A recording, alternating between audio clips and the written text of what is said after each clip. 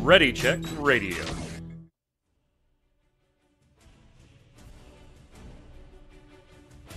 Stand by as we get ready to serve up all your news this week in the world of gaming.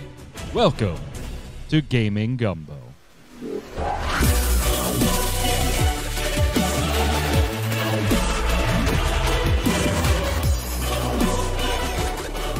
Why, hello, Internet! It's Saturday at 7 p.m. Eastern. That means it's time for another serving of Gaming Gumbo here on Ready Check Radio, your weekly gaming wrap-up show where we talk about whatever the hell we thought was kind of interesting this week in the world of gaming. We're doing the show live, of course, twitch.tv/ReadyCheckRadio. If you're watching on YouTube or on ReadyCheckRadio.com or listening on iTunes, Audible, wherever, it's available on multiple places. Do us a favor while you're there. Click like, click subscribe. Throw a comment in there. A little engagement always helps. And stop on over, ReadyCheckRadio.com. You'll see all the socials for Twitter, Facebook, and everything else. Give those a follow, too, if you like what we do here. It's easy, it's fast, it's cheap, costs you nothing. And make sure you tell your friends. Joining me to go over all of it, chat, of course, where we were talking pre-show about everybody's dream cars. So we're still seeing cars go by in chat. We might talk cars on the show a little bit of the digital variety. Mr. Jason Winter. Good evening, sir. Good evening. You know, we're only like a week away from April Fool's. And I'm just We are. the way the Gaming Gumbo logo, the bowl just spins around like that. It should all like spill out of there. If you get Yad to work on animation, where it all just kind of Just out of the bowl. falls out of the bowl. Yeah. Centrifugal force. Won't be a surprise for chat. Centrifugal force shoots it to the border of the screen. Oh, What do there you you got back there now? That's not Guild Wars. You had No, Guild Wars no. box up there for Always Online on MMO Bomb, where Probably people can almost come read and it. I can read off the top. watch you. The Yeah, it box looks is so it's something civilization related. Yeah, I think we talked about this. Like last week, we said, you know, what was our favorite game, and I said it was Elder Scrolls 3. Right. Yeah. Morrowind. So I should yeah. have actually brought the box out for that, but whatever. But no, then a while before, though, I said that my first Civilization game was Civ 3, and I think maybe we said that last week, too. But, so that's my Civ 3 box, Look at that. which was pretty old when I got it. It was like a used game. I bought it from KB Toys for $9.99. Damn. KB Toys. Yes. The only thing you could have busted out that might have beaten that was Hills. Like if you had busted out no. Hills or Ames. I bought a computer from Circuit City once. That's close enough. Close enough, yeah, That's all right. close enough. Somebody made commission. Look, it has Sid Meier, Hall of Fame game designer. There he is. Actual picture. Yeah. Actual picture. Oh, I think I broke it, too. Whatever. Also, chatting gaming with us and with black and gold barrels in the background, the Not noob bridge barrels. himself, Troy Blackburn. The last part of my last I haven't name is even the same as your started last drinking name, sir. yet. Yeah, I haven't even started drinking yet. How are you this evening? I'm good. I gave up fishing to be here today so we can talk about video games. So here we are. Yay. I don't have Yay, anything video cool on my games. Tupperware things today. What's your Rubbermaid. favorite game of all time? Oh, you already answered that last week. Yeah, I keep we forgetting did that this this is like 2 weeks in a row. Easy Thoughts to and forget. thoughts and everything with Yod family going through a little bit of a challenging time there. So Troy joining us. Thank you so much. Troy going to be filling in after Jason departs, actually. Next week will be Jason's last show, besides guesting here and there. But as far as steady work, will be his last show here on Gaming Gumbo and on MMO Bomb as well. So make sure you visit and check out the Always Online podcast and put some well wishes in the comments, and we'll read them this Friday. But then you'll start seeing Yod, myself, Troy, and Zista. We're going to bring Zista over and kind of cycle through everybody. So plenty of hosts. The show must go on with or without Mr. Winter. No, I you have to stop figure- while I'm gone. Yeah, Ready Check Radio. Shutting down. Shutting down. Yeah, let's start with some bad news just to get it out of the way. Like just some stupid eye-rolling stuff. So Activision Blizzard hit with more lawsuits, harassment and discrimination lawsuit, not from a governmental body, though, this time. This time coming from an actual current employer, somebody going by Jane Doe, obviously. Don't want to, out them in the middle of all of this while they still work there. Worked there, according to the lawsuit, from 2017 to current as a senior administrative assistant in the IT department. and during that time has experienced what they describe as an, quote, alcohol-soaked culture of sexual harassment, rampant sexism, being at an event where they were forced to do shots and share an embarrassing secret as part of an initiation dinner that took place on their very first day of work. The cube crawls that were discussed in the California litigation, also in this litigation as well. And then goes to say that, like, hey, anytime I tried to report this, I was told, you should probably just... They were just, leadership was just being nice, and you should keep this stuff to yourself, Jason, to avoid damaging the company. Couldn't get a position when they were applying for other stuff at all. Sent a letter to president at the time, J. Allen Brack, recounting these experiences of harassment, at which point she was finally offered another job, another role in a different department, but one with a lower salary and less status within the company. So, yeah, I mean, here we go again. More of the same, and recent, Jason, recent. Yeah, it's just it's just going to keep going. We're just going to keep hearing about this probably all year long. Next thing, someone else. I don't know. At this point, you just almost expect it. Like, oh, is it April? It's almost April. What is going to be the Blizzard lawsuit this month? Yeah, we haven't heard one for a couple of weeks. That's their release schedule. They don't actually release games anymore. It's just the release of their new embarrassing details every month.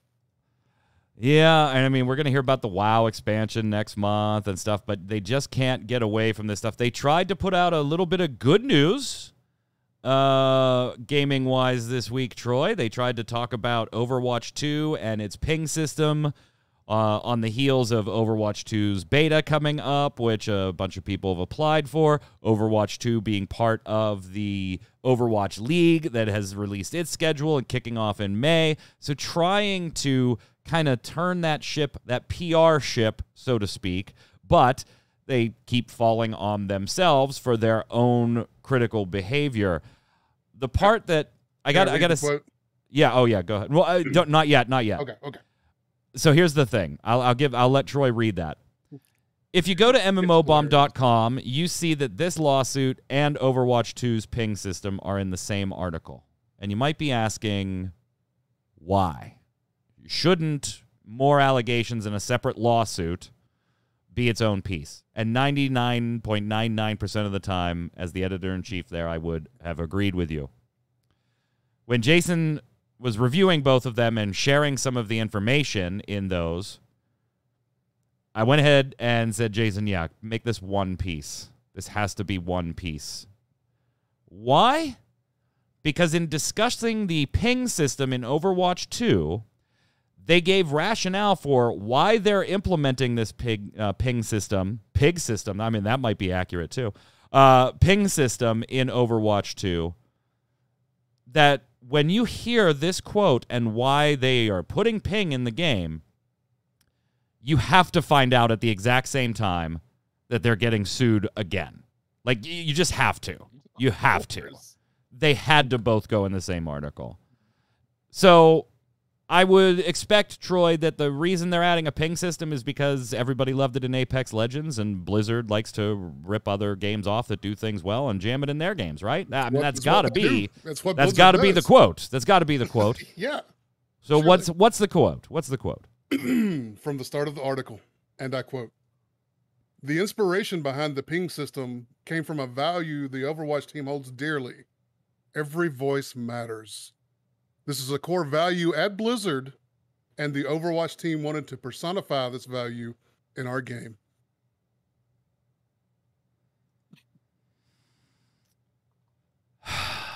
Let that sink in.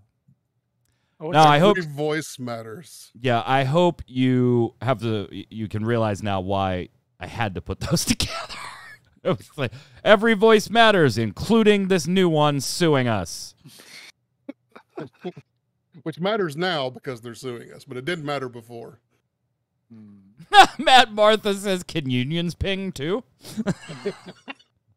On that topic, by the way, Microsoft did come out and say, we're not going to stand in the way of anything anybody at Activision unionizing, which, I mean, that's not surprising. I didn't assign it as news on MMO Bomb because they have to say that. They don't own the company yet. They have no say in anything that goes on at Activision right now. So it was kind of, yeah, we're not going to stand in the way. Well, of course, because that would look ridiculous if you were, and inappropriate because you don't own them yet.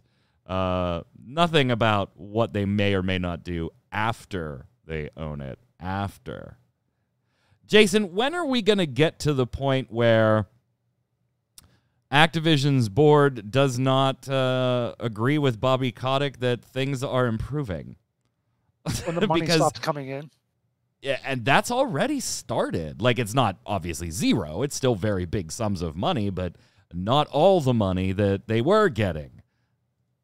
I mean, even if you look at the recent financials, they haven't really changed that much, and they're probably going to look nicer, following the news of this bump from the sale. So I was going to say, all they got to do is fire a few folks, and the numbers go up. So yeah, that'll increase profitability. Well, Yep. people just leave, like Lore and everyone else. Yeah, Devo Lore leaving, Josh Allen leaving. We don't know what he's going to do yet. But man, I have known a lot of people that wanted to work at Blizzard, right, throughout the years here. Never won as much as Josh Allen. Like, that was it. Make it to Blizzard and we're done. That's the end of the game. Now moving on to another employer. Of course, we'll keep you updated on that one, and we do all wish Josh Allen the best of luck. And future success, all three of us having worked with him at one point or another in some capacity. So I went and picked up my car today, gents. Came home, played some Gran Turismo 7. Still playing, huh? Still playing. It's fun. That God good. damn it. It's fun. The game part of it is fun. But it's had its woes. We've talked about them on this show. And this week we got a Gran Turismo 7, an update from Polyphony Digital, the company behind the game. And they said, you know what, guys, we hear your feedback. We hear your feedback. We hear that you're not happy. You're not happy. The previous patch update that we deployed was intended to rectify an issue with inconsistent reward payouts within part of the World Circuit events, but to reestablish the intended equilibrium and provide more accurate rewards based on time and investment and completion, it was necessary to recalculate the reward system as a whole. And remember, what ended up happening was they went ahead and nerfed the credit rewards from a number of the endgame World Circuit stuffs, the ones that people were farming to buy the 18, 20 million credit cars. That didn't go well. That was not received, Jason. What is the Metacritic on this one right now? Oh, Lord. Because it's been a tumbling. It is Sony's hey, lowest. look at that. It's an 87 user or 87 critic review. Oh, 1.7 user score. Yeah, lowest score for a Sony title. Troy, you're surprised by that. You didn't know it was that low? I didn't know it was that low. Christ almighty. I didn't buy a sports car. It's not a sports car. Based on 9,125 ratings, so only a small sample size. Wait, how many was it? 9,125. I mean, I guess it's technically considered a sports car now that I look at it. I consider it a muscle category, but anyway. Yeah, so I bought one and came home and played digital ones. Well, they are making changes, though. Like, they hear you. 1 point whatever, lowest PlayStation title score ever from users like that. They hear us. They hear us, Jason. They hear us. So they are going to be making some changes, which is good. Right? I mean, the changes are good. Yeah, I assume it's good. I don't play. I don't know if these numbers are great. A lot of them are vague. They're vague. They're like increase of rewards in online races. Well, how much of an increase?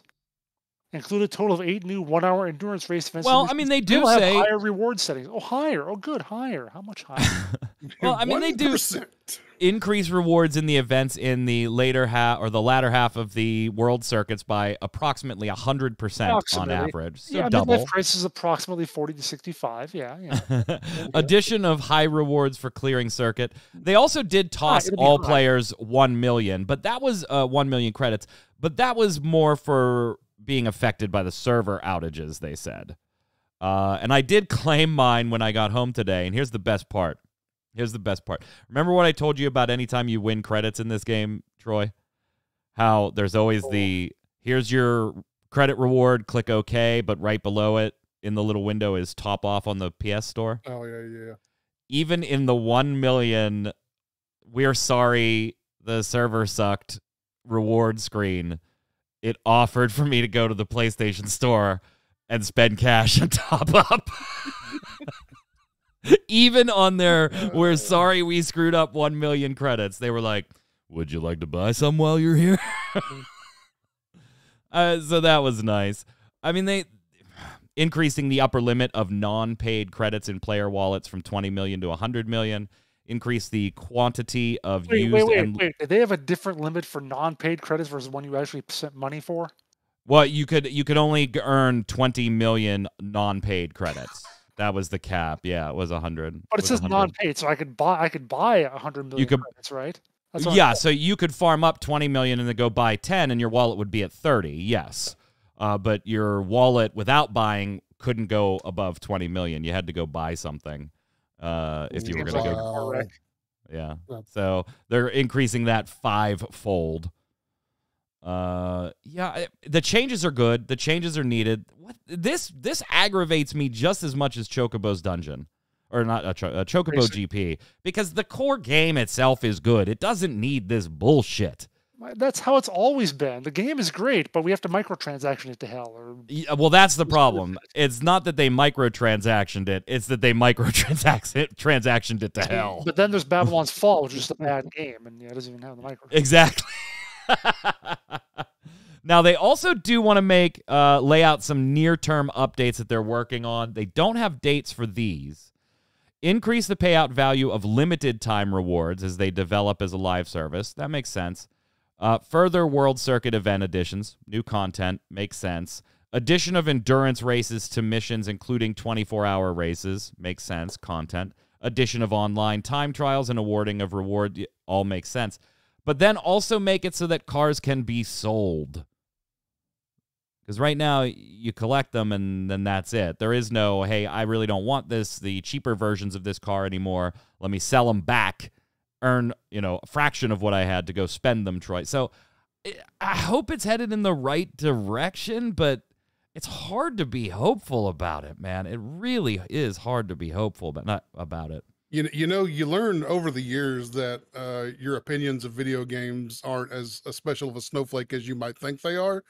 So if I'm sitting here and these problems are keeping me from buying a game that you got me excited about the first time I heard you talk about it, and then all these problems started cropping up, and now I'm literally not buying a game that sounds super fun because of all these problems, then there's no way I'm the only one who's in the same boat. There's got to be plenty of other people who are looking at this from the outside going, I would play this game, but I'm not dealing with all their BS. And that's exactly where I am right now. Yeah, and it may be a show feels about New World by now. And it may be a little more arcadey, Jason, but it's hard not to be like, you know what? Go play Forza Horizon 5 on Game Pass. Yeah, sure, it's not as realistic sim. It's a little more arcadey, but you'll have just as much fun. And you won't be every time you finish an event, a mission, a time trial. If you get the bronze, silver, or gold, get a splash screen with your 2,000 or 3,000 credit reward, and then an advertisement at the bottom of it. You're not going to get that. What is Forza's Metacritic score? 92 user score or critic score, or actually, And can we talk 8.3 user score? So very good. Yeah, out of how many? Probably thousands. 3384 reviews. Yeah, so, yeah. Can we talk about that, by the way? Like, the editor's score so high. I mean, we talked about it being on Game Informer's top 10 top list of the year so far, where they throw anything that has an 8.5.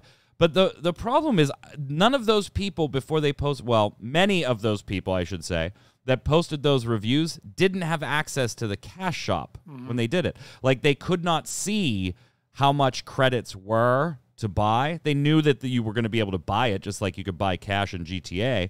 But they didn't know how much those credits were going to be, and they really didn't have any type of real comparison as far as some of the more expensive cars because they weren't available. Like, how many of those places should have just been like, I feel like if I get asked to review a game and you don't show me the cash shop in it, I'll deal with my review being 3 days after launch, Troy. Yeah, I'll just deal with it. Shoot, like I don't need the I don't need the day one YouTube hits bad enough to just say, guys, I didn't get a chance to look at the cash shop. Thumbs up, go buy it. Yeah, we've gotten caught with games that had cash shops, and we're like reviewing the cash shop, and we're like, okay, this looks like it's going to be its final form, and then 2 weeks later, I know me personally, I've had reviews just be completely useless because the cash shop completely changed and went just haywire crazy with microtransactions after they let us see it and review it. It's like, hey guys, this is our release patch, blah, blah, blah, blah, blah. And then next thing you know, cash shop's completely different than what you were looking at. Yeah, and I did addend my language there. It certainly wasn't all reviewers that did that, but it was many. It was many that right in the review said, we don't know how much it is to buy credits. 7.5, 8.5 out of 10. Like ACG being mentioned in chat. ACG is one of my favorite people to watch as far as, getting thoughts on a game that I'm maybe thinking about buying.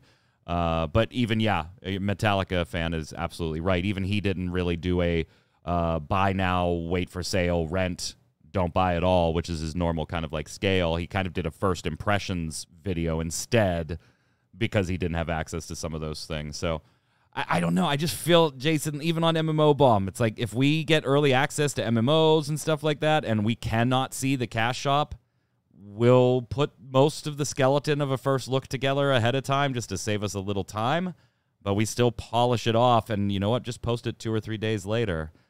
Maybe it's a luxury of being smaller. I don't know. Yeah, nobody like cares the about it. pressure for like IGN and Game Informer and stuff to get those day one reviews must be intense. Yeah, I mean, you read about that too. Guys, they get the game like 3 days before, and the reviewers got to play it like nonstop for 12 hours a day to get his thing up. So yeah, that's how it is for those places. They want to have it immediately because they think it'll just drop off 80% if they don't get it on the first day. So, and there are probably also some reviewers who think they're just reviewing the game. How does Gran Turismo 7 play? Yeah, to me, the cash shop has to be part of it.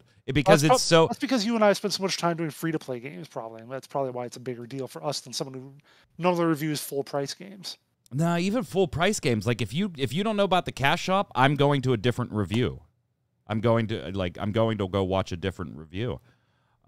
Because it's just, not so much because of the free-to-play history we have, but on old MMO Bomb, but more, I think it's more that it was very, like, you knew what was going to be in a cash shop 10 years ago. Mm-hmm. Nowadays, it's like, how are they going to screw this up? Because just like, you've seen the game itself impacted to great degrees by the cash shop. Speaking of that, GTA Plus is Grand Theft Auto, since we mentioned buying credit dollars from them. All the money isn't enough. Because all the money isn't enough for Rockstar and 2K. There's now a Grand Theft Auto Online monthly sub on the PlayStation 5 and the Xbox Series X if you want one. $6 a month gets you $500,000 cash delivered automatically to your Maze bank account, in-game cash. They're not going to send you $500,000 because you mailed them $5. And then a bunch of other extras. Nothing impacts gameplay, of course. Boosters and stuff like that. They did say that regular in-game events are going to be available to everybody. That's not going to change. But there may be events that are added that are specific to this membership. Like, seriously, Grand Theft Auto Online totally needed a sub at this point in its life cycle, Jason. Totally needed it. It's like it came out in 2013. Obviously, it was in development for at least, 5 years or so before that. So at some point in that point around 2009, 2010, when they were working on like the online version of it, they were like, we kind of want to make it an MMORPG, but MMORPGs are kind of going weird right now. They're not doing so great. So let's not quite call it MMO, but it really is. And they're just kind of like incrementally just done stuff like this every now and then, just make it a little more like an MMO. And now they're putting on a sub, so it's like, all right, that's the final touch. It's a sub. Final touch. A sub. By the way, a sub that only helps you in GTA Online. It doesn't help you in the game itself. As if buying the cash wasn't enough. Now, just sub. Just sub. How much is it to buy 500,000 in cash in GTA Online? I don't know. Let's see here. I mean, I'm assuming you can't. You can do that amount, right? They'll sell it to you. $10. I'm sure they will somehow. $10. $10. $10 for 500,000 now. So there's your value proposition that they're throwing at you. For the 8 people who buy shark cards. Right. $10 for 500,000, or sub up for $6 recurring subscription per month, and we'll just send you $500,000 every month along with all this other stuff.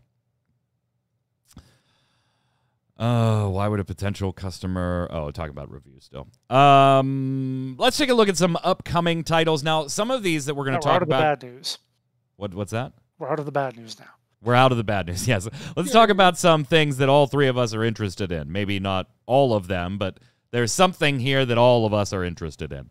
And we're going to talk about a couple games that just announced that they were going to be coming out, and then a few from the future game show from Games Radar, so credit where due on some of these trailers for the show. It was a good show. Not a lot that we may cover here, so I definitely encourage you to go check it out. Lots of smaller titles that we're just not going to spend time on. We kind of just cherry-picked our favorites. But talking about just general new games, first up, we've got IllFonic jumping back into the asymmetric gameplay formula like they did previously in Friday the 13th, where you and a bunch of counselors try to tackle Jason or just survive the night or get away, and then somebody's playing Jason.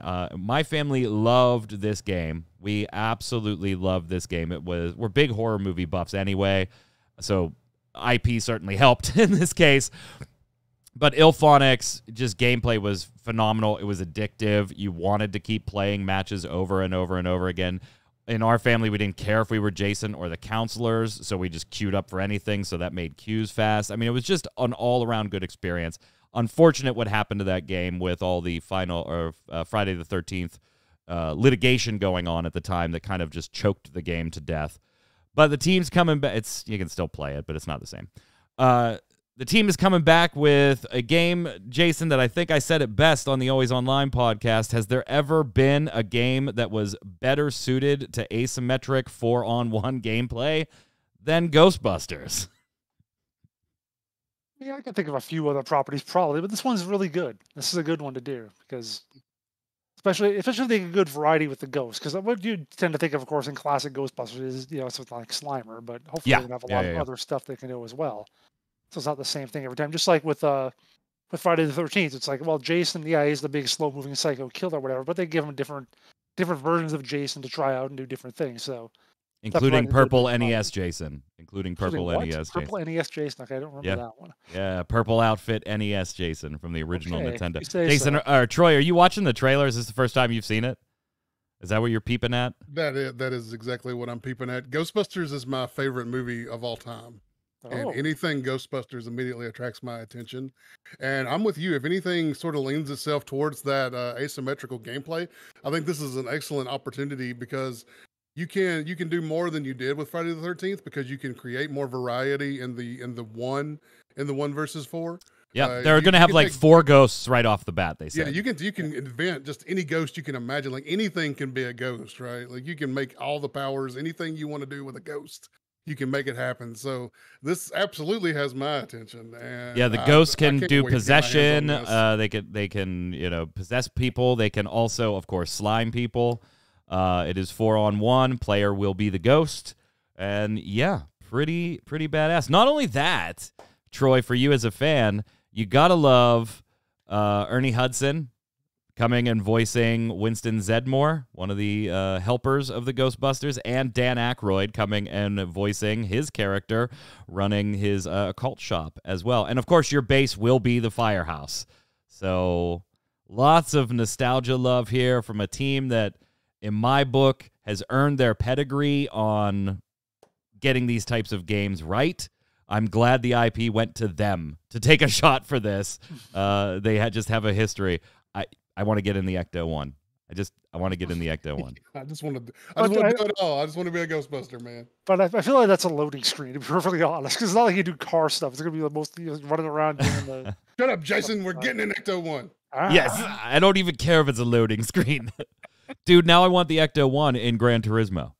Ah. Now it will only be 30 million credits. 30 million credits. You were so happy when you found the fire station in New York City. Yeah, still there. Still there. You can go take a picture outside of it. Sometimes, if you catch them in good moods, they'll let you come in and look at it. But, yeah, can't wait. Can't wait. This one, so thumbs up across the board? Is that right? Absolutely. Yeah. I can't wait to play this. Wow, nice. I'm going to give this one a thumbs up, too, this next one. Oh, this was from Future. You're going to give it a 3 thumbs up. Yeah. You're going to find another thumb and just put it up. Has anybody got a thumb I can borrow? Anybody around that got a thumb I can borrow? This was from Future Game Show over on Games Radar, and everybody watching this probably knows my love for Rocket League, a game I never played until it went free to play, and I had to play it to be able to speak intelligently about it on MMO Bomb back in a time where we only covered free to play. I applied for beta for this too, Mad Martha, from day one. As soon as before I even clicked publish on the piece, or tweet on the piece, I was signed up for beta. So this is not a mode in Rocket League. This is not something made by Psyonix. I thought it was when I was first looking at it. Jason and I we enjoy golf games. We both enjoy them. We've played a couple together over the years. And so I was like, Jason, look at this. This is awesome. And he was like, yeah, even that's not enough to get me to play Rocket League again. I was like, it's not Rocket League. But it is. I mean, it's Rocket League golf. I mean, don't screw it up and I'm buying it. Like, just don't make it horrible and I'm buying it. Like, I only have 2 right here. Like, I need a 3rd thumb. Zach has said he'd let me borrow his in chat. I know Zach looked at the tweet and replied to the tweet, Jason, and just said, that, ... that could actually work. So, now I'm going to put my little analysis hat on this. I'm looking at it, like, thinking, like, is this showing them knocking the balls through the hoops there, like, perfectly? How often do you make perfect little... the hoop's not that big. It's not like the goal in Rocket League. So that's going to be tough. Other people are going to ram into your ball, and they're going to knock it aside, so never get in the hole. This could be a rage-inducing game, kind of like real golf. See, here's the thing, though. I'm looking at it with the assumption that your ball probably cannot be impacted by other players. I don't know. Like, maybe your ball can be impacted by another ball, but another player's ball. But I have to feel like, otherwise you just grief the shit out of people and never finish a match, just ever. I mean, welcome to online games. I mean, I'm just saying that's a non-zero possibility. Yeah, I mean, I guess, but I just feel like it doesn't really make a lot of sense if people could just race around and hit your ball. I feel like if they want to impact your ball, they got to hit theirs into yours. That would make more sense from a strategy standpoint. And then, of course, we don't know like how many game modes they're going to have, right?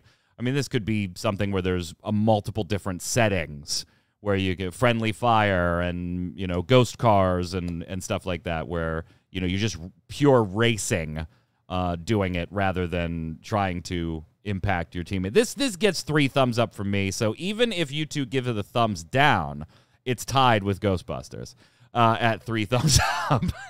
At 3 thumbs up. You're gonna need a lot of thumbs. Troy, I know you're not a Rocket League cat, but how do you feel about golf games? I should ask that first. And then what do you think watching this type of trailer here?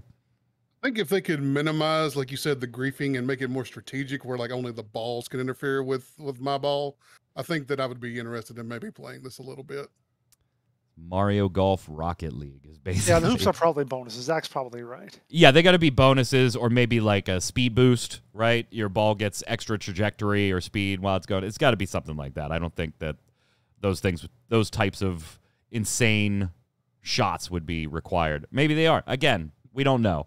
Half Calf or Huge Calf Games. You can sign up for beta now. You can wish list it on Steam. Jason, you don't care about this. You're just kind of like it's neat, but not for you type deal.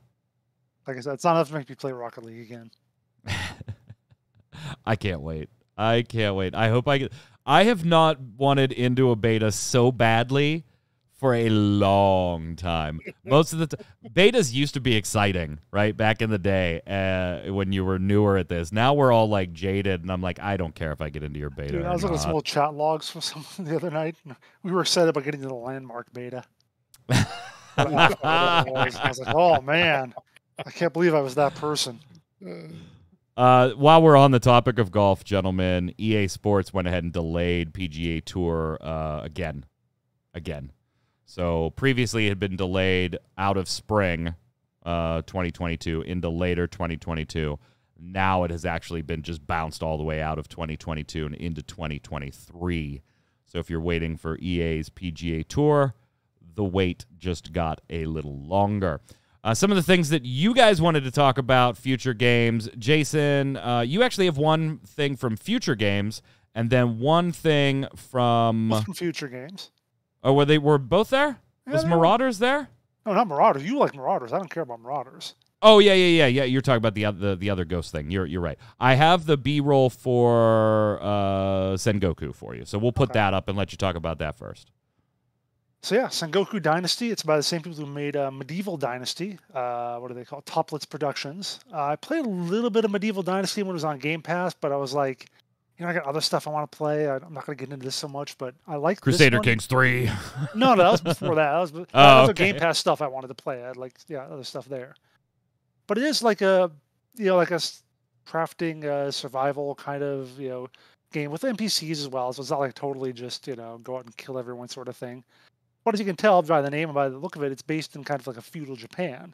So I like that approach to it and giving it a little different look and feel. So interesting to see how this one turns out. Maybe I'll get into this where I didn't really get into Medieval Dynasty. Maybe they'll take what they've done with Medieval Dynasty and improve on it for this one. Yeah, I'm not really into feudal Japan or the game style, so I don't think I can go with you on. It doesn't have golf. I know. Yeah, it doesn't have golf. No cars. It doesn't have rocket cars. It doesn't have digital cars. It doesn't have Final Fantasy Moogles and Chocobos. So yeah, I think I'm gonna give this one a thumbs down. I think this is one I would like a lot of what you play, like Crusader Kings and stuff like that. Like I enjoy watching people play this, but it's just not my type. So I would watch you stream this, Jason. Okay. I'll give a thumbs up to your stream of this game. If I stream this, I expect you to be there like all the time. I'll be there, friendo. What about you, Troy? Does this fit the Noob Fridge wheelhouse? It looks interesting. I'm not sure. Feudal Japan isn't really my big attractor to the game here, but games like this I typically enjoy. I'm probably like you. I'll probably just watch Jason stream this one. Great, you had viewers already. Who else? Yeah, you have another ghost-busting type game, although it's not 4-on-1, it's 4-on-4. Yeah. But what is this game? This one kind of surprised me because it's like... I don't have B-roll for this, so be a little more descriptive, I guess. Shoot, what's it called again? No, I don't know. What's it called? What's it called again? I put the other ghost game... Shut up. Midnight Ghost Hunt. That's what it's called. He didn't even put the name of the game in the notes. It just says the other ghost-busting game. It's called Midnight Ghost Hunt. Like you said, it's 4-on-4. It's like you got players who are the ghost busters, whatever you want to call them, and then up to 4 other players can play the monster, the ghosts. And just like in the Ghostbusters game, they can do all sorts of things. They can possess things. They can even imitate, take on the form of one of the hunters. So it's almost got like an Among Us kind of suspicion kind of feel to it as well. And it looks really cool. It's got a little different look to it. Obviously, it doesn't have the Ghostbusters IP, but it's got a really cool. Almost, the ghosts themselves look almost like they were like in a Victorian home sort of thing. So, different environment, kind of out in the wild a bit more. So, kind of. Troy, interested, or because it doesn't have the Ghostbusters IP, do you look at it and go, "You copycatting little bitch"? Usually, I am you copycatting little bitch. This one actually looks pretty cool. A bit of a hide and seek game. 4v4 instead of 4v1. I think is super interesting. So you're not just, if you're on the ghost side, you're not just by yourself this time. So I'm interested in it. I'm definitely going to be checking that out. Do we know payment model? Isn't it free to play too? Actually, I don't think so. I think it's going to be early access next week, and they say it's going to have some sort of cost to it, I do believe. When I looked it up the other day. Here it is on Steam. Here's your thing. Yeah, so you will likely increase the price after early access. So yeah, it's not. Yeah, so Troy, you're going to be doing the first look, but I'll have to get you a copy. Right? This was the game I sent you to do the first look? This is the game you sent me. All right, so we'll have to get you a copy. And I immediately was like, that's cool. I like hide and seek games. Yeah. Okay. So if you want to first look when this goes into early access, head on over to mmobomb.com. Troy will be doing that. I just need to make sure we snag a copy for you, or I go ahead and buy one. Troy, you brought a title from Future Game Show that, honestly, I'm going to say I didn't even watch the trailer until you recommended it. It was one that I just, like, skipped through in the recap. And I think maybe a lot of people did, because it's not exactly, like, the most visually eye-catching thing in the world. Yeah. But I'm glad I went back and watched the trailer. I was like, this looks kind of interesting. What is SILT all about? SILT is a hand-drawn, deep water sort of horror adventure where you're trying to survive and escape the monsters. And it's sort of got its hand-drawn animations, but it's sort of got that limbo art style where it's almost like you're seeing the shadows more than the actual characters. And I don't know, that's always really done it for me. And some of the backgrounds and some of the creatures that they've showed really grabbed my attention. So I enjoyed games like Limbo. I don't see any reason why I wouldn't enjoy something like this, deep sea sort of horror, and just that feeling of claustrophobia and trying to make your way through the world. It just seems very interesting to me. It does say it's coming in the trailer early 2022, and you might go, I mean, we're almost at the end of the first quarter, buddies. Yeah. If you actually go to their Steam page, it says spring 2022, so maybe the trailer was cut a little early. A little early. You know what? I'm going to give you a thumbs up on this one. I'll go with you on this one, too.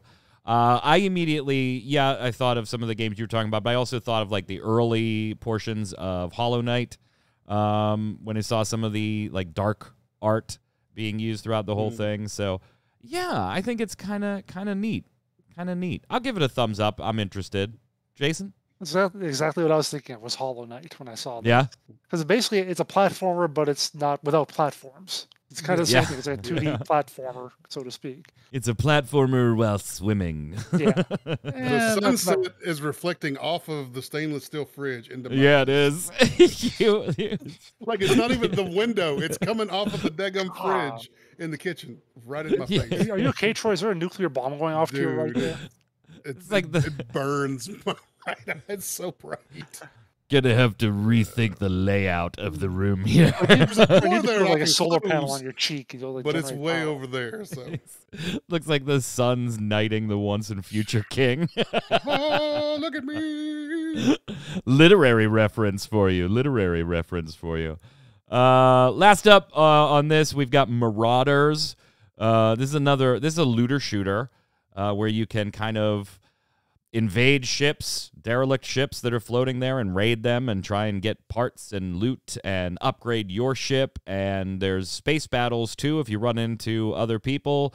Some of the things that I think that they're talking about doing sound neat, but as I said on the Always Online podcast, they also sound things that I would view from afar as neat and then experience and go, I don't ever want to do this again. I don't ever want to do this again. Because you could go raid a derelict ship to go get some stuff, and you know what? Jason just so happens to raid that same ship at the same time, and now I'm in a PvEVP scenario. Or he could just decide to steal my damn ship, and now I'm stuck on this derelict ship, and he's got a much better ship than he came in with, which I literally would set my desk on fire if that happened to me. Like, I spend 6 months making this badass spaceship, and then somebody just airlock walks away with the damn thing. I'd be pretty pissed. I likened it to Eve, and like, I like reading about Eve battles, noob, and like how much damage was done and millions of ISK was just wasted this past weekend in 9,000 ship battle with 800 players. I like reading about it. I don't want to be in that. Nope. It's kind of like watching NASCAR, right? When you see that car pile up, you're like, man, I'm glad I saw that. I'm also glad I wasn't in it. I'm glad I've seen people play Gran Turismo 7, but I never want to play it. I'll keep reporting back to you, baby. I like looter shooters, so I put it on the list as something I'm watching. I don't even know if even I can give this a thumbs up right now, though. I think it's neat. I think it's worth watching a little bit to see how it plays out. But I don't know if it has a $50 box price, I'm not pulling that trigger right now. You know, I wouldn't do that. But I think it's interesting and maybe one to keep an eye on. Jason, I know you just thumbs down this one. We talked about this on Always Online. Troy, any interest? Do you want to go with me on a maybe on this one? Can I entice you on a maybe? I'm going to keep an eye on it for right now and just kind of see where it goes. But my looter shooter schedule starting tonight gets very, very full because Tiny Tina's Wonderlands is downloaded and ready to go for the first time this evening. Oh, before we finish up with some miscellaneous news, what are your thoughts on it so far? I streamed it on MMO Bomb yesterday. And obviously I like Borderlands, but I'm not a huge Borderlands guy. Yeah, that's me. I spent a lot of time in Borderlands 1 and then a fair amount of time in Borderlands 2. And I bought Borderlands 3 and spent like 2 hours in it. That wasn't because of the game. It was Randy Pitchford was doing stupid stuff at the time. And I was like, yeah, I'm not playing this. Mhm. Unfortunately, you already had my money at that point, but I set it aside. And so I've been watching Tiny Tina's, and Jason and I have talked about it in the past. We're like, yeah, okay, yeah, if you want Borderlands in kind of a different shell, maybe this will do it for you. So I didn't go into it expecting to like really enjoy it. I like looter shooters. I've liked Borderlands. I'll probably mildly enjoy this. I'm only like 3 or 4 hours into it at this point. I'm absolutely loving it. I am absolutely loving it. I can see how Tiny Tina and other characters might annoy the crap out of other people, though. And if you aren't into Borderlands, the Dungeons and Dragons stuff is cool and nice and funny, but not enough. Not enough.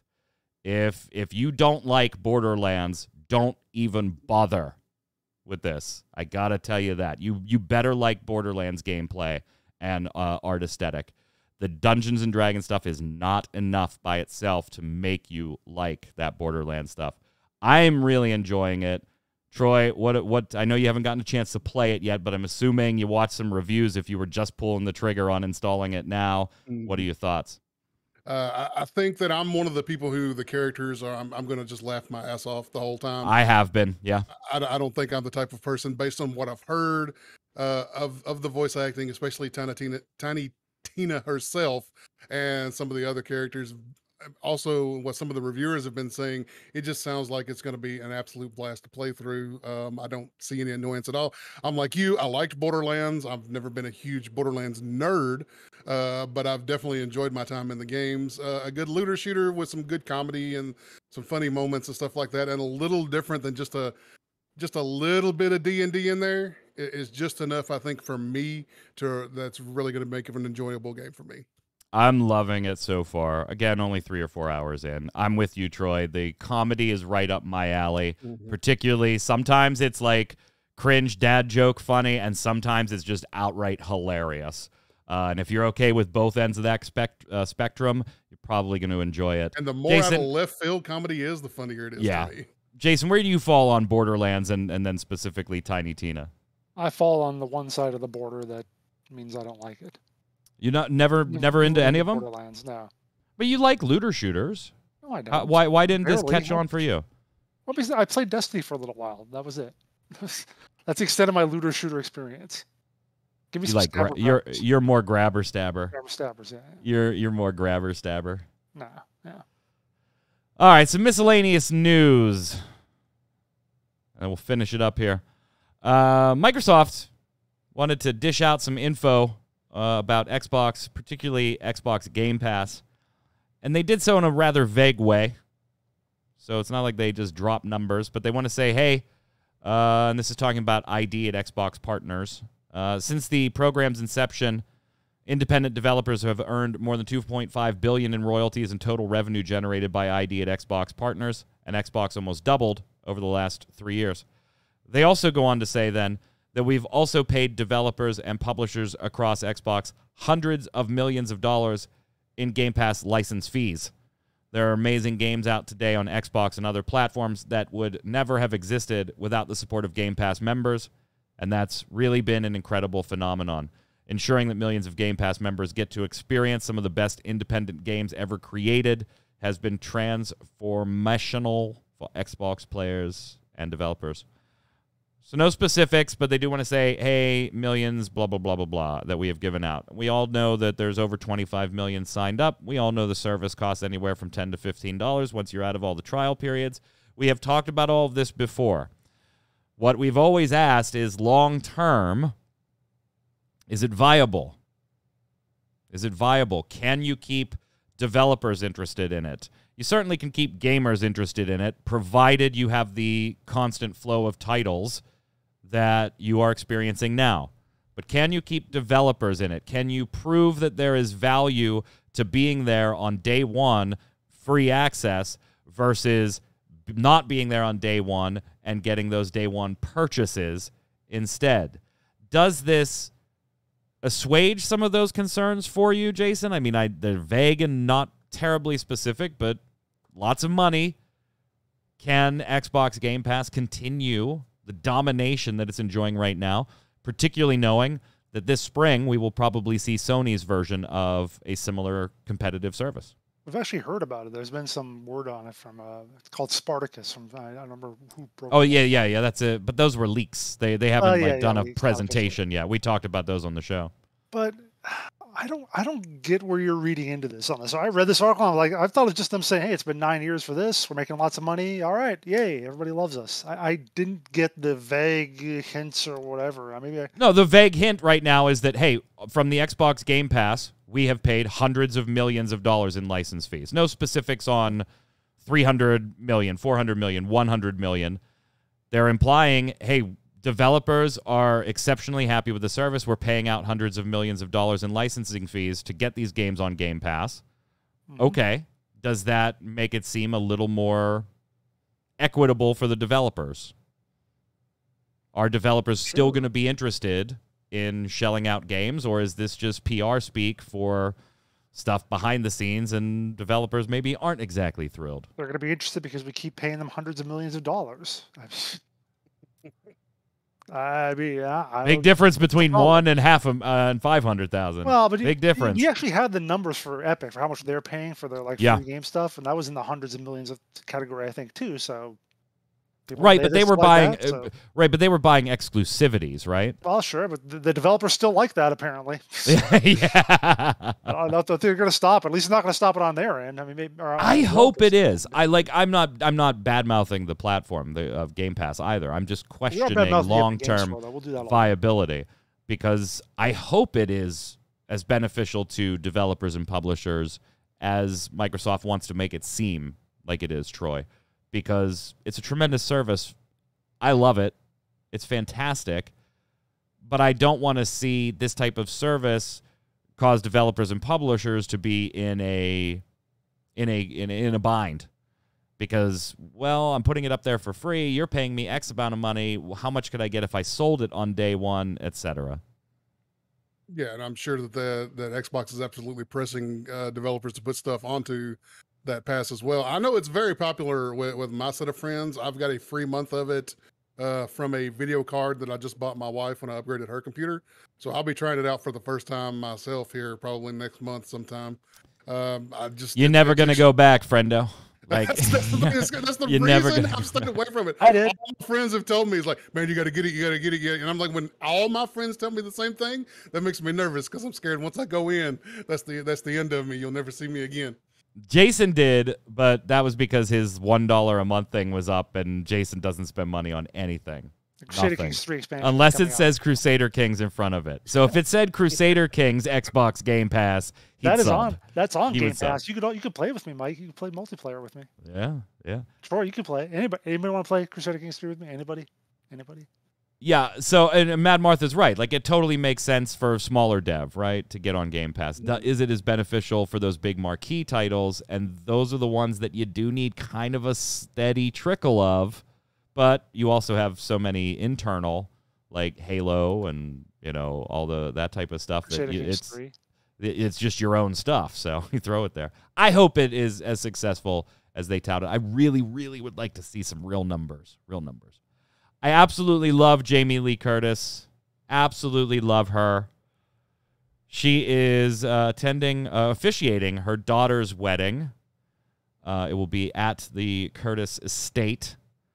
Her daughter and her husband-to-be have chosen for this to be a cosplay event, and they chose Jamie Lee Curtis's cosplay character, and she will be Jaina Proudmoore from World of Warcraft, provided her dress comes in. because she did have a cosplayer seamstress making it who is in Russia. So that might, I mean, there's some stuff going on over there, right? Thoughts with the Ukrainian people. Thoughts with the Ukrainian people. But I absolutely love this. I love Jamie Lee Curtis, and I think that's tremendous. That's so cool. He's like a pro cosplayer. Yeah, she does it a lot, actually. Yeah, you're right. Yeah, she goes to like conventions. She like attended BlizzCon and cosplay, and nobody recognized her. Yeah, I love it. Troy, I'm gonna go pro. 41 years old. I'm gonna train and go to the NFL, and it's gonna be very, very easy because on MetaQuest and PlayStation VR, in the future here, we'll be getting an official NFL football game in VR. We have a couple like knockoff ones right now, but there will be an official NFL game, and yeah, I'm going to train and go pro, baby. Are you a VR guy? Jason hates it. Mm-hmm. I want to be, but I can't. I'm too prone to motion sickness. Very, very like extra prone to motion sickness. So I've had VR headsets on before. I've never put one on that didn't make me sick within a short period of time. So Really? Unfortunately, I get left out. I was wondering, when the big VR kind of bubble started first, growing, I was like, man, am I going to regret in my lifetime that I can't wear VR headsets? No. And I disagree. Jeez. There's been a few things here and there where I'm like, man, I wish I could at least put on a VR headset and experience Zenith is some fun. of this stuff. Zenith MMO is pretty fun. I mean, it's yeah. We can go into that Bridge some Crew. other time. I want to play Star Trek Bridge Crew. See, like, the part really about this badly. that I don't get is the sports technology company about it is called Status Pro, which I don't know how they are not going to get sued by the people who make the cards. Yeah. I thought the same thing. I was like, wait, wow, that's really branching off. Oh, it's a different company. Yeah. Oh, it's a different company. Anybody watch episode 1 of Halo yet? I did not, so I'm not going to give any opinions on it yet. Nope, Any of haven't you? watched it. No? Jason? I've heard back and forth on it. I haven't watched it. I've heard back and forth on it. Some people think it's awful. Some people think it's... Yeah, it's really was one of the ones who mixed. thought it was awful. Yeah. Yeah, it's really, really mixed right now. Ninja, Empty, let us know what you thought. Let us know what you thought in chat real quick there while we ask this last one, or bring this last one up. The next Witcher is in development. It's in development on Unreal 5. I thought that was the most interesting part. Is they're not going to be using their own in-game engine anymore. They're not going to be using Red Engine for the next Witcher game, which is still a very long ways away. Don't get too excited. It's in development. It's probably like early stages. All right, but the fact that they're going UE5 I think is super interesting. UE5 seems like it's poised to be the future of gaming, and to me, this is a big step for them. So, like, here's the thing, though. How early do you think it is? Because do you think they learned at all, Jason, from Cyberpunk and how early they announced what they were doing with that and then ended up having to force it out the door? Apparently not. Well, they delayed it like 3 times, so yeah. But here's they announce it. They're working on it. Like, okay, what the hell does that mean? So here's my question. Here's what I'm thinking about doing. This is going to be the longest term prediction we've ever done. In order... Witcher 4, GTA 6, Elder Scrolls 6. You mean Witcher 5? You mean Witcher 5? Witcher 4. Oh, yeah, Witcher 4. Witcher 4. Unreal 5, sorry. Numbers are hard. Why don't we By do the way, that on real the quick? Yeah, we will. On the Halo thing, Metallica fan says, thought it was all right for a video game TV show. Empty Mannequin says, not good, not bad, not for fans of the game or the books. I was already a fan of Halo, so this show was not for me. And Ninja Panda says it's interesting, but it needs more time for proper ideas. Yeah, we only have the one show out right now, so one episode out right now. All right, so which comes out first? Witcher 4. Put them in order. 1, 2, 3. 1, 2, 3. In order of release, right? Yep. I'm going to go... Oh, this sucks. I'm going to go...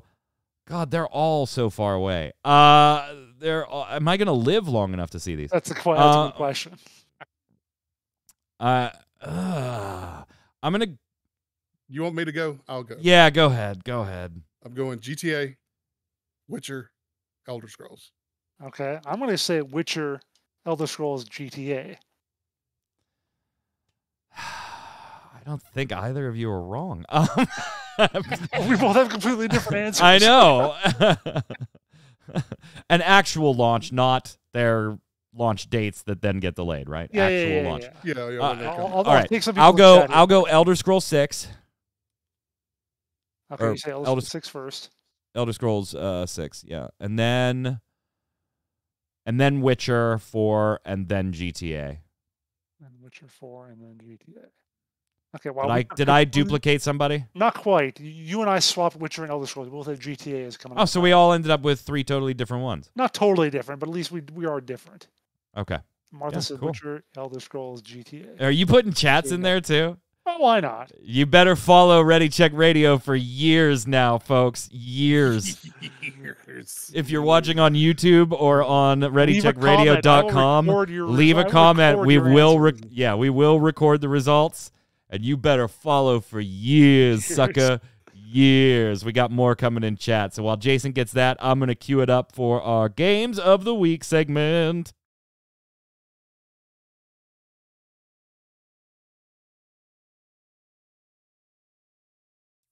Games of the Week is the way we spend or end every episode of the Gaming Gumbo here. It's where all three of us are about to give you a game. Could be a video game, board game, card game, whatever. Mobile game if you really, really want to. And we think you should check it out. Could be something we're playing now, something we played in the past, something we haven't gotten our hands on yet, but think you should. And you let us know in the comments after you make your prediction on those 3 titles, which of us gave the best recommendation. I'm going to go first. Pretty easy this week. I still cannot bring myself to recommend Gran Turismo 7, despite how much I enjoy the game itself. So I'm going to go with Tiny Tina's Wonderlands. Again, only 3 to 4 hours into it, but creative, funny, and I'm okay with the Borderlands looter-shooter style, so it totally works for me. So far, I'm going to recommend, if you are even remotely interested in Borderlands or have enjoyed Borderlands in the past, this one is probably for you as well. But I recognize Tiny Tina may be a bit much for some people. She isn't for me, but I recognize she might be for you. What do you got, Troy? I think next time I'm on the show, I'm going to start doing board game recommendations. Lord knows I've got plenty of them. But for today, I forgot to go grab one to recommend. So I'm going to go with Tiny Tina's Wonderland as well. I, of course, haven't played it, but I was excited for it when it was, being promoted. And then now that it's been out and all the reviews are out, I think I'm even more excited for it because I've heard that it's going to be a good time. So I'm really looking forward to Tiny Tina's Wonderland. We're going to have to get in on some of that multiplayer, Troy. Yes, sir. We will have to. Jason, what do you got? All right, just to be clear, too, with the predictions, when the second game comes out, that'll end it. So we'll count the last one third, even if it never comes out. All right. Yep, fair enough. Okay. I want to give my Game of the Week to Guild Wars 1. Just because playing Guild Wars 2, playing End of Dragons, made me want to go back now and finally actually play the final expansion for that, the faction one that was in Canada. Oh, nice. So maybe at some point I will, but I just have good memories of playing that and sort of because they basically ended the whole, the whole cycle, the whole story that sort of started in some way 15 years ago when that game first came out, or 16 years ago. So it's neat to see the end of all that finally come to fruition. So there you go. Tiny Tina's Wonderlands, Mike's vote or Troy's vote. I guess you get to pick which one of us wins there. Or Guild Wars 1 from Jason. Let us know in the comments below. We will, of course, be back next Saturday with Jason's last show here. Well, last regularly scheduled show for Gaming Gumbo. You'll be irregular after that. We will, of course, be back, though, to cover all things gaming, whatever interests us. Until then, Troy, where can everybody find you? Hey, check me out on Twitter at NoobFridge. Jason. Find me on Twitter at WinterInformal, streaming at twitch.tv/JasonWinter. Small programming note for those of you that watch the Relic Grind. There will be no Relic Grind this week. We have to shift the schedule around a little bit. We will be picking up with the Relic Grind on Mondays in April, starting on April 4th at 7 p.m. Eastern, with our Final Fantasy TCG stream moved to Tuesday nights, just through the month of April. So we've got the live letter on the 1st. We'll have our Relic Grind on the 4th reviewing that, and then we will be every Monday. We'll go back to Thursdays in May just to facilitate the theater show that I'm in. And so I appreciate the host being a little flexible there and moving some stuff around. Hope you'll be flexible and continue to join us on all of those. I'm Mike Byrne. You can follow me personally right there at MagicMan1, but more importantly, follow at RC Radio so so you'll get a tweet every time we go live with a show or one of our volunteer streamers. Until next time, stay safe. See you on the servers.